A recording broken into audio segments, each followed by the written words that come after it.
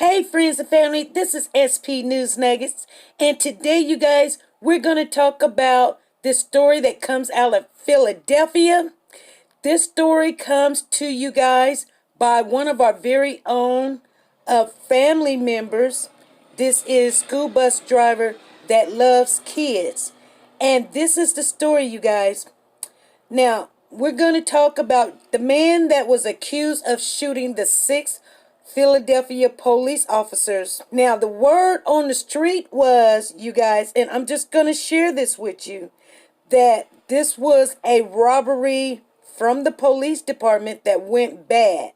Now, I'm just saying, the word on the street is that the police actually went over there to rob the drug dealer. I don't know how true that is. It's allegedly, that was the rumor. Now, it comes out in the paper today saying that the person that they arrested for shooting these police officers, he's an informant. And he has been working with the police department and the federal FBI for a while now. So let's get into this commentary. Here we go. A federal prosecutor in Pennsylvania blames DA Larry Kirshner for a bloody standoff, but the suspect has a long relationship with the government that includes a sentence reduction because of his cooperation. U.S. Attorney William McSwine quickly blames Philadelphia District Attorney Larry Kirshner for the August 14th shooting of 6 police officers who were trying to serve a warrant. In a statement released less than 24 hours after the standoff ended in North Philadelphia, Mr. Swine, the U.S. Attorney for the Eastern District of Pennsylvania, said the shooting was precipitated by a stunning disrespect for the law enforcement.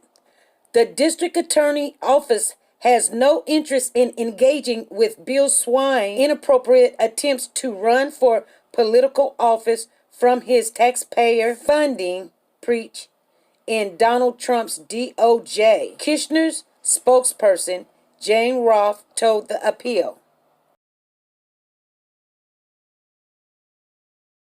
McSwine failed to mention, however, that alleged shooter Maurice Hill's interactions with law enforcement predicted Kirshner taking office, nor did McSwine acknowledge that the 36-year-old Hill, who on Saturday was charged by Kirshner's office with attempted murder and multiple counts of aggravated assault related to the incident, has been a federal informant for years, accordingly to documents obtained by the Appeal. In June 2008, Hill entered a guilty plea the U.S. District Court for the Eastern District of Pennsylvania for being a felon in possession of a firearm. He was sentenced in the case in 2010. In an April 2010 sentence memorandum filed with the court, Hill's attorney, Wayne McNord, stated that federal prosecutors filed a motion for a downward departure from Hill's guideline sentence because he provided substantial assistance to the federal government. He has testified before the grand jury on 2 occasions, was willingly to testify at trial, and provided information about a shooter that led to an arrest. Maynard wrote, he has cooperated with the government and provided information that has and will likely continue to imperil his safety and that of his family. Maynard argued that Hill should receive a lower than average sentence because of his cooperation, and that a federal prosecutor made a similar argument for such a sentence. The federal sentencing memorandum was sealed by the court, so the specifics of the downward departures are unknown. In April 2010, Hill was sentenced to 55 months in federal prison, followed by 3 years of supervised release. That year, the average sentence for a person convicted of being a felon in possession of a firearm was more than 75 months in prison. Accordingly to statistics published by the U.S. Sentencing Commission. Accordingly to the agency, roughly 1/4 of all people sentenced in federal court receive a sentence below the standard guidelines minimum, the majority of whom receive sentencing relief for providing substantial assistance to the federal government. Prosecutors often file substantially assisted motions in these cases. Upon such a motion, which states that a defendant has provided substantial assistance in an investigation or prosecution of another person who has committed an offense, the court may depart from the sentencing guidelines. However, because much of Hill's federal court records is sealed, it is unknown whether such a motion was filed in his case. Hill has a lengthy arrest record dating back to when he was a teenager, but has avoided a conviction in many of the cases brought against him. Alexander Nefapoff, professor of law at the University of California, Irving, told the appeal that much of the federal criminal law is aimed at incentivizing cooperation, and a well-known bug in the system is that informants act with impunity, knowing the government will likely turn a blind eye.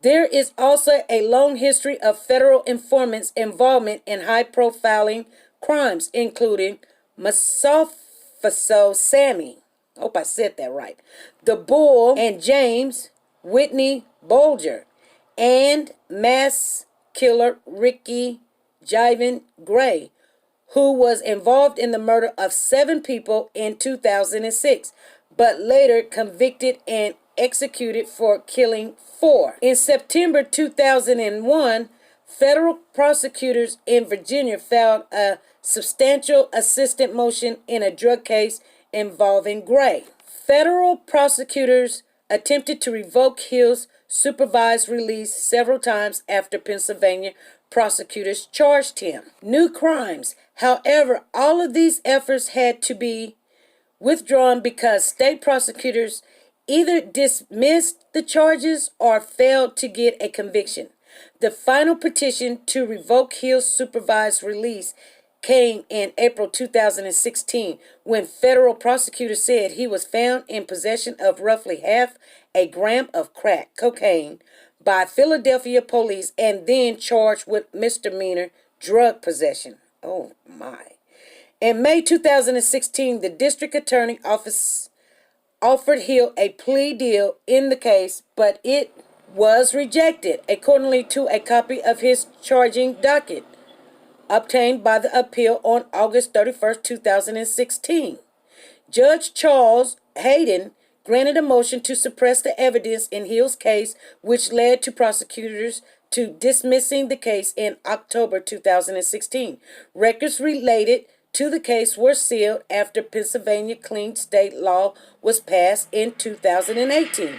A spokesperson for McSwine, who sworn in as a U.S. attorney in April of 2018, declined to comment on the Hill case when contacted by the appeal. So, okay, you guys, I'm just going to chime in on this just for a little bit. So this is what I got out of this whole story. This man has been an informant for a long time, been doing all this dirt, selling crack, and they've been knowing about it. He's been getting off. He's been telling on people, just living in the community. And I guess since we seen that the gunman was an African American, and we was wondering what the heck is going on in Pennsylvania. Well, guess what? These sneaky little snakes down there has been making deals with the devil. And now they done took him and put him underneath the bus. They're not giving him no... That's why he got all upset, because now he's going to have to pay the piper. And he didn't want to pay the piper, so he came out of shooting. That's what I got out of it. So the reason why they're throwing him underneath the bus now, because they don't want the African American community to be sitting there saying, why y'all doing this man like this? Because we heard that you guys were going in there for the drugs. So now they're telling it all. They're letting everybody know he's an informant. He's a little snake himself. Anyway, you guys, tell me what you think about this. Anyway, leave me a comment down below. Be good, be safe, and be nice to each other. Bye.